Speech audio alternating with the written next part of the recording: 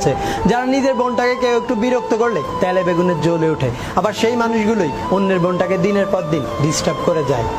আর এই অবস্থার পরিবর্তন করতে হলে আমাদের সবার আগে প্রয়োজন নিজের মানসিকতা চেঞ্জ করা। তাই চলুন আমরা আমাদের মানসিকতা চেঞ্জ করি। নিজের বোনটাকে আমরা যেমন সম্মান আর শ্রদ্ধা করি, ঠিক তেমনি অন্যের বোনটাকেও সম্মান এবং শ্রদ্ধা করি। দেখবেন এই সমাজ বদলে যায়।